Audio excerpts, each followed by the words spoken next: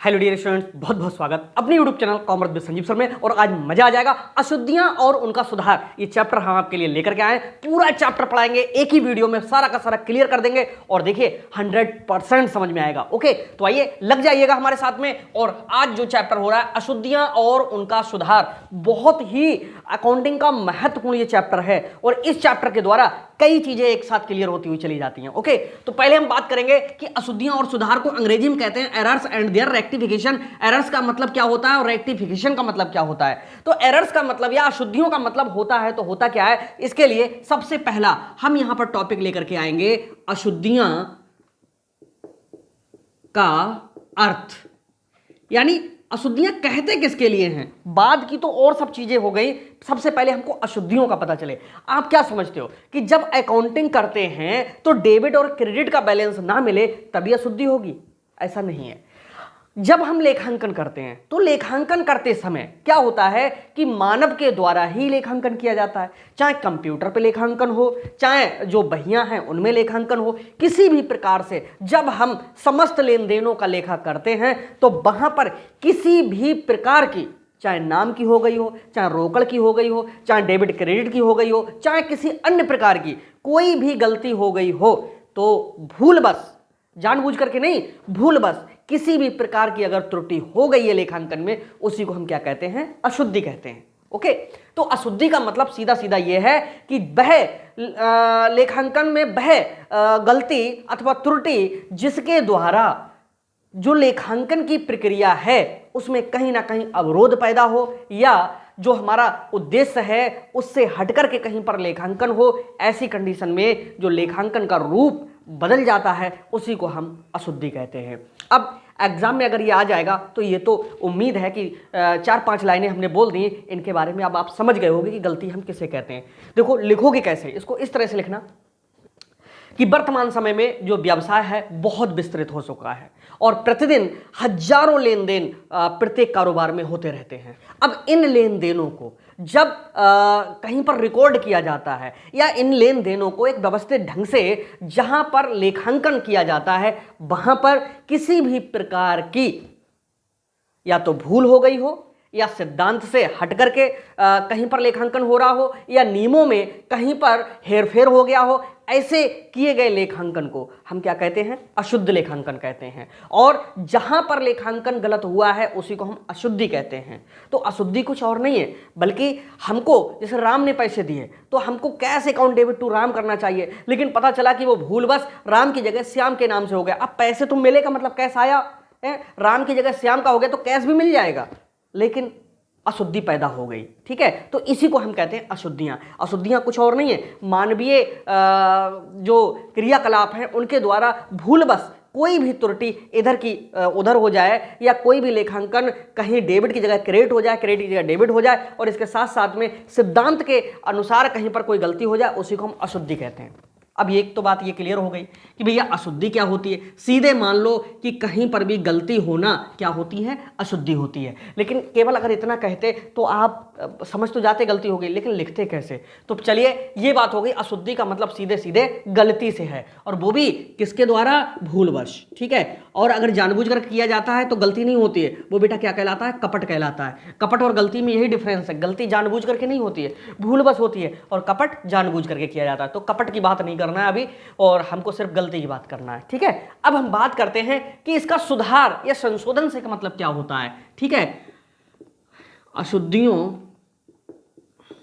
का जो सुधार है उससे क्या मतलब होता है। अशुद्धियों का सुधार का मतलब यहां पर सीधा सीधा यह है कि जो लेखांकन को जब चेक करता है कोई व्यक्ति, ऑडिट करता है, जिसको हम अंकेक्षण कहते हैं, गहन जांच पड़ताल करता है, देख रेख करता है, जब एक्सपर्ट व्यक्ति, तो वो क्या करता है कि लेखांकन प्रक्रिया को जब वो डेबिट क्रेडिट करके देखता है, या बारीकी से जितने बाउचर्स होते हैं, प्रारंभिक लेखे की पुस्तकें होती हैं, उनसे मिलाता है, तो वो देखता है कि लेखांकन में कहीं पर भूलवश त्रुटि हो गई है। तो उस त्रुटि को दूर करना ही क्या कहलाता है, अशुद्धियों का सुधार कहलाता है। यानी गलती हो गई, उस गलती को दूर करना ही अशुद्धियों का क्या कहलाता है, सुधार कहलाता है। अब अशुद्धियों का सुधार हो कितने प्रकार से सकता है, समझेंगे। नंबर 1, काटकर पुनः लिखना। दूसरा, मिटाकर, ये प्राचीन समय में चलते थे।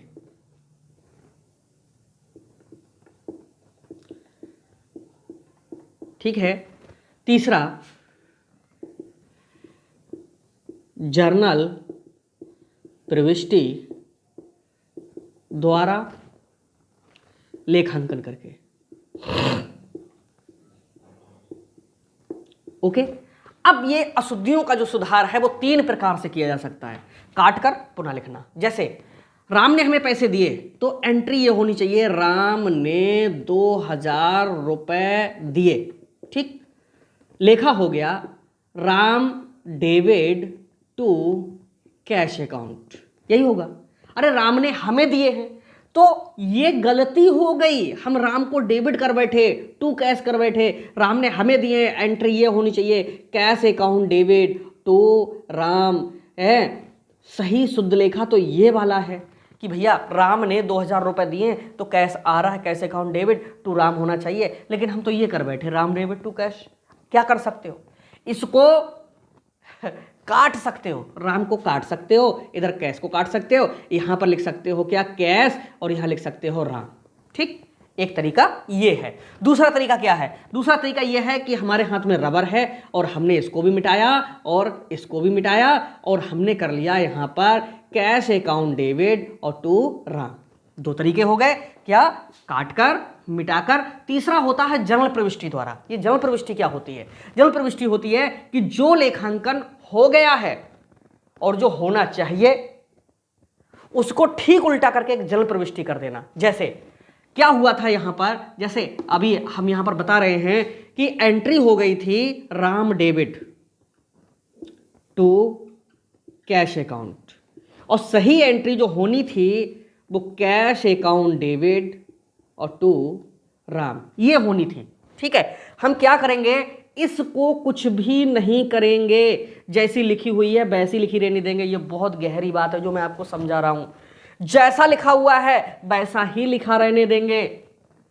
होना क्या चाहिए, ये होना चाहिए entry cash account debit to Ram, और वो तो हमने की ही नहीं है।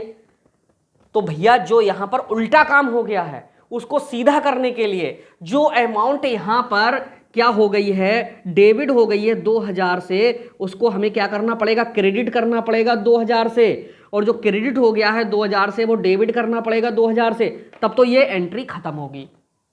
समझ रहे हो ना, इस एंट्री को खत्म करने के लिए ये काम करना पड़ेगा। और दूसरा यही लेखांकन और होना चाहिए था।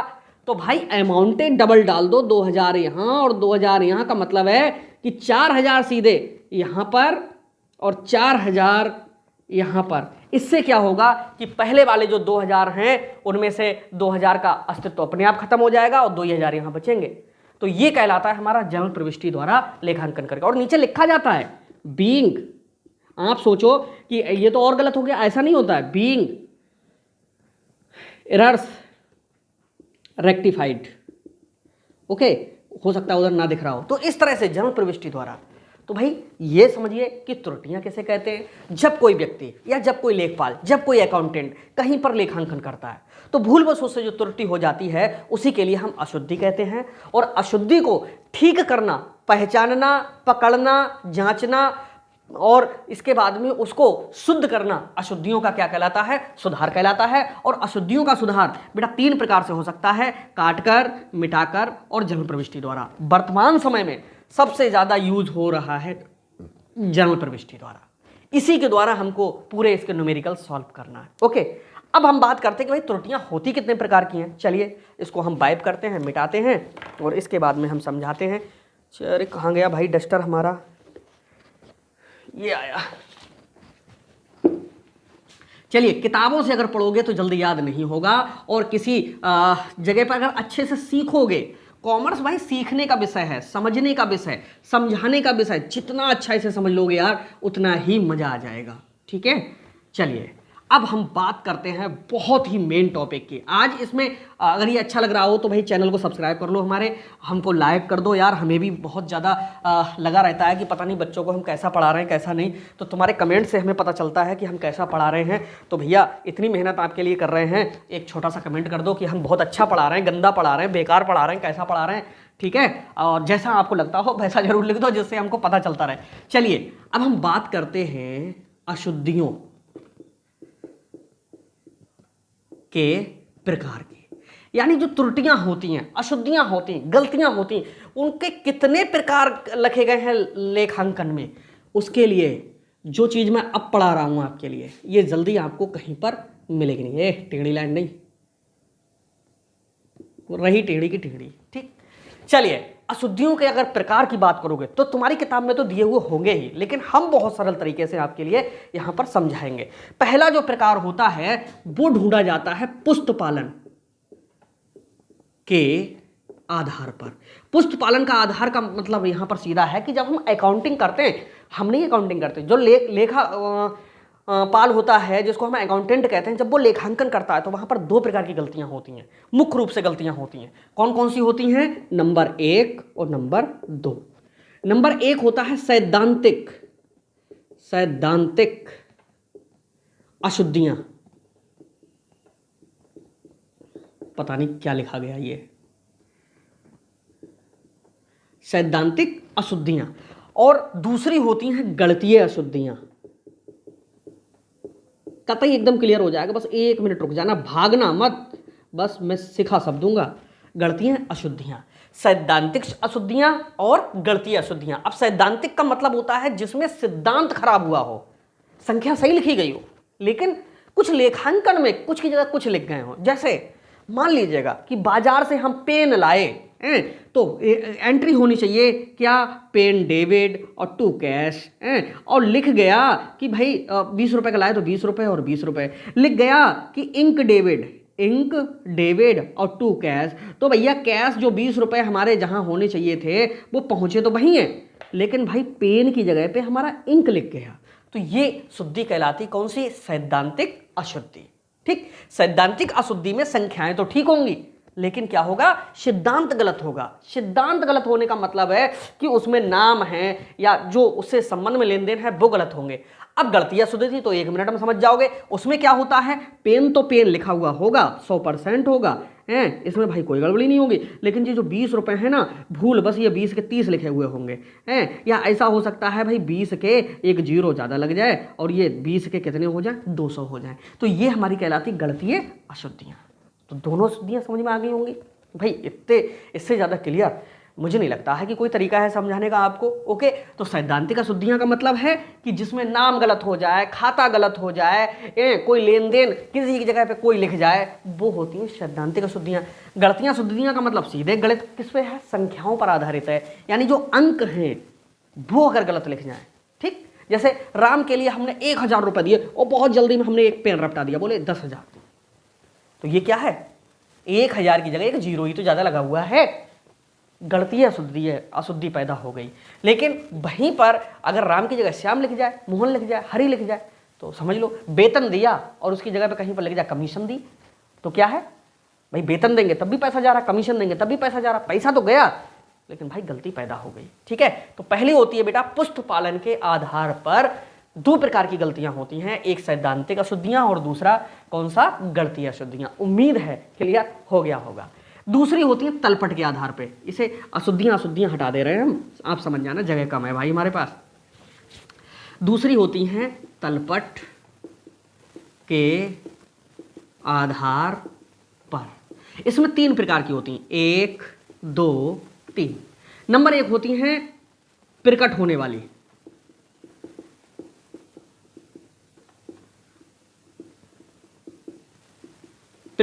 अशुद्धियां।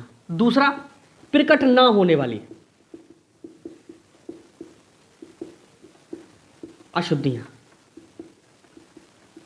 तभी तो कहते हैं तलपट अंतिम शुद्धता का प्रमाण नहीं है, बहुत सी गलतियां ऐसी हैं जो तलपट से पता नहीं चलती हैं। तीसरा, तलपट बनाते समय देखो मेरा तो सब रटा हुआ है, तलपट बनाते समय होने वाली अशुद्धियां, लेकिन आप जब दिमाग से समझोगे ना आपका भी रट जाएगा। ओके, देखो 3 प्रकार की जो गलतियां हैं वो तलपट के समय होती हैं। कौन कौन सी होती हैं भाई? तलपट के आधार पे 3 ही प्रकार की गलतियां होती हैं। पहली होती है प्रकट होने वाली अशुद्धियां। इसमें क्या होता है भाई? ट्रायल बैलेंस तुम बना रहे हो यार, यहाँ पर अब पता चला कि चलिए यहाँ पर तो विवरण लिख दिया, यहाँ अमाउंट लिख दी तुमने, यहाँ भी अमाउंट, और लिखते जा रहा है इधर भी लिखते जा रहे, पता चला इधर का टोटल कुछ और इधर का टोटल कुछ और। ये होती है प्रकट होने वाली अशुद्धियाँ। यानी स्पष्ट हो जाएगा भाई डेबिट क्रेडिट का बैलेंस नहीं मिल रहा है तो समझ लो कि कहीं गलती है। ये कहलाती हैं प्रकट होने वाली अशुद्धियाँ। दूसरी कौन सी होती हैं? प्रकट ना होने वाली अशुद्धियाँ। वो अशुद्धियाँ होती हैं कि दोनों ओर का तलपट तो बराबर है, गलती फिर भी बनी हुई है। जैसे 100 रुपए की एंट्री इधर छूटी और 100 रुपए की ही इधर छूटी, तो ये कौन सा है? ये प्रकट ना होने वाली अशुद्धि है, दोनों ओर का तलपट मिल जाएगा। ठीक है, तो इस तरह से प्रकट होने वाली वो हैं जिनमें तलपट नहीं मिलता है, दोनों ओर का योग नहीं मिलता है, और प्रकट ना होने वाली वो हैं जिनमें दोनों ओर का योग मिल जाता है और गलती बनी रहती है। या कहीं पर वेतन की जगह हम इधर कमीशन लिख जाएं और यहाँ अमाउंट सही लिख जाएं, बीमा की जगह पर यात्रा भी लिख जाएं, भाई खर्चा है और अमाउंट सही लिख जाएं, तो ये जो होंगी प्रकट ना वाली अशुद्धियाँ होंगी। ठीक है, तीसरा होता है तलपट बनाते समय होने वाली अशुद्धियाँ। ये तलपट बनाते समय होने वाली अशुद्धियाँ कौन सी होती हैं? ये वो अशुद्धियाँ होती हैं जो जर्नल में तो ठीक हैं, लेकिन यहाँ पर जब एंट्री कर रहे होते हैं तो जल्दबाजी में यहाँ पर गलतियाँ होती हैं। इधर की कोई अमाउंट इधर पड़ गई और इधर की अमाउंट को इधर पड़ गई, दोनों ओर का तलपट मिल सकता है। जैसे लेनदार हैं वो डेबिट में पड़ गए और डेबिट की कोई एंट्री लेनदार की बराबर की कोई इधर पड़ गई, जाकर के तलपट मिल जाएगा। बस क्या होगा कि गलती बनके तैयार हो जाएगी। इस तरह से ये होती तलपट बनाते समय होने वाली अशुद्धियां।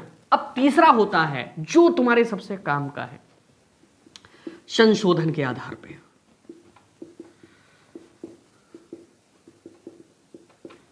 अशुद्धियां।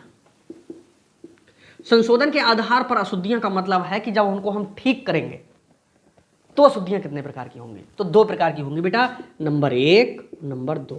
एक होती है एक पक्षीय अशुद्धि और दूसरी होती है द्विपक्षीय अशुद्धि।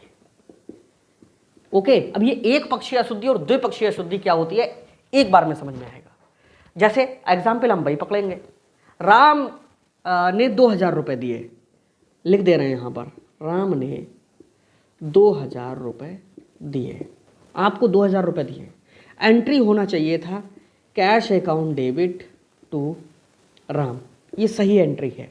राम से अब कैश आया है, ये आया है। अब पता चला यहाँ कैश अकाउंट तो डेबिट लिखा गया, यहाँ पर लिख गया टू श्याम, राम की जगह पे क्या लिख गया, श्याम लिख गया। अब बेटा ये कितनी पक्षीय अशुद्धि है? देखो कैश यहाँ पर 2000 लिखना चाहिए था, 2000 है, यहाँ श्याम राम होना चाहिए 2000 से, तो श्याम 2000 है। ये एक पक्षीय अशुद्धि है। एक पक्षीय अशुद्धि का मतलब है कि यहाँ पर कैश तो सही पड़ गया, गलत क्या पड़ा, ये पड़ा गलत, क्या श्याम गलत पड़ा। अब इसको सही करने के लिए क्या होगा, बस एंट्री बनेगी श्याम डेबिट और टू राम। ऐसा क्यों हुआ? अरे श्याम जितना क्रेडिट है उतना डेबिट हो गया 2000 से, लो यहाँ पर हमने डेबिट कर दिया। राम यहाँ पर क्रेडिट होना चाहिए, हम यहाँ पर क्रेडिट कर दे रहे हैं, लो हो गया दूर। तो ये कहलाती है हमारी एक पक्षीय अशुद्धियाँ। अब द्विपक्षीय अशुद्धियाँ किसे होती हैं? द्विपक्षीय अशुद्धियाँ वो होती हैं कि राम ने हमें 2000 रुपये दिए हैं और एंट्री हो गई Ram debit to cash account. इसका मतलब क्या है कि एंट्री ठीक उल्टी हो गई। अब जब उल्टी हो गई यानी राम क्रेडिट होना चाहिए, कैश डेबिट होना चाहिए, तो दोनों गलत हो गए। जब दोनों गलत हो गए तो दोनों पक्षों को उल्टा करना पड़ेगा और जो डबल अमाउंट डाली थी डबल अमाउंट अब डालनी पड़ेगी, एक शुद्ध की और दूसरा जो अशुद्ध हो गया इसको शुद्ध करने के बदले एक। तो इस अशुद्धियों को हम दो पक्षीय अशुद्धियां कहते हैं। तो इस तरह से अशुद्धि किसे कहते हैं पूरे चैप्टर का हम रिवाइज कर दें कि जब कहीं पर भी लेखांकन हम करते हैं तो लेखांकन करते समय अगर कोई थोड़ी सी भी अगर भूल हो जाती है उस भूल को हम क्या कहते हैं, अशुद्धि कहते हैं। अशुद्धि को दूर कैसे कर सकते हैं भाई, काट कर सकते हैं, मिटा कर सकते हैं और जर्नल प्रविष्टि द्वारा जो अभी हम कर रहे थे उस तरह से कर सकते हैं। अशुद्धियां कितने प्रकार की होती हैं? 3 प्रकार की होती हैं। कौन कौन सी? पुष्टपालन के आधार पे सैद्धांतिक अशुद्धियां, गणितीय अशुद्धियां, तलपट के आधार पे प्रकट होने वाली, ना प्रकट होने वाली और तलपट बनाते समय। और संशोधन के आधार पे देखेंगे तो 2 प्रकार की, या तो एक पक्षीय अशुद्धि यानी एक तरफ गलत हुई होगी या दोनों तरफ गलत हुई। इसके अलावा एक अक्षर नहीं पढ़ना। कैसा लगा ये क्लास जरूर बताइएगा और हमसे जुड़ जाइएगा। मिलते हैं नेक्स्ट वीडियो में, तब तक के लिए बाय बाय।